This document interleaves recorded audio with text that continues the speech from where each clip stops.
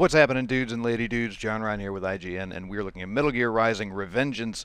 We're fighting Mistral on Revengeance mode, and you'll notice that I'm just tearing away at things in Ripper mode right now, and that's because I've unlocked the Infinite Wig B, which basically if you're going to tackle anything on Revengeance difficulty, you want to have this wig. It basically allows for infinite blade power, so that's both in blade mode and when you double-click the thumbsticks to go into Ripper mode. A lot of people argue that it's, that's not really doing it on Revenge. It's cheating. It's like, well, you know what? Once you play a boss fight 17 times, you really don't have the energy to do it 18, 19, or even 15 more times after that. So Ripper mode really just lets you get through things a little bit faster, and it'll really help you achieve that S ranking by keeping your time for each fight low.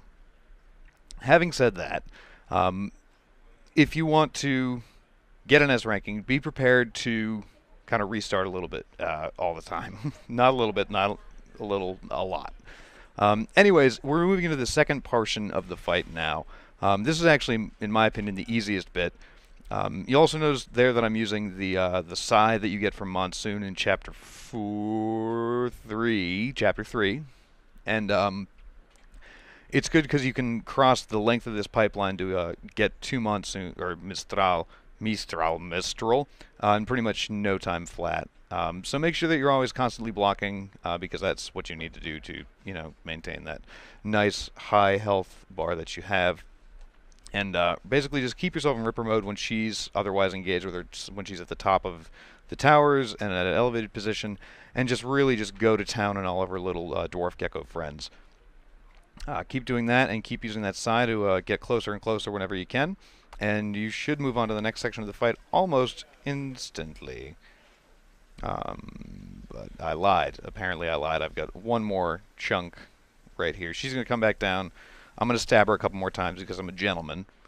And then, she's going to go into the next bit. There it is. There we go. That's what I was waiting for right there.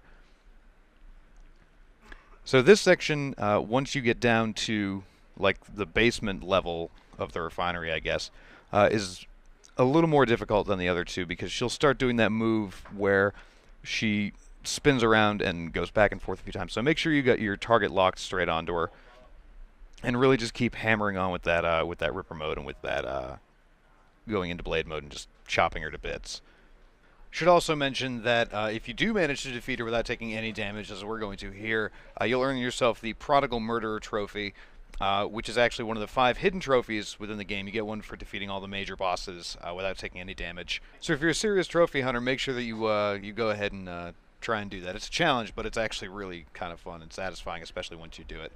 So that'll do it for Mistral. For everything else on Metal Gear Rising Revengeance, keep it locked right here on IGN.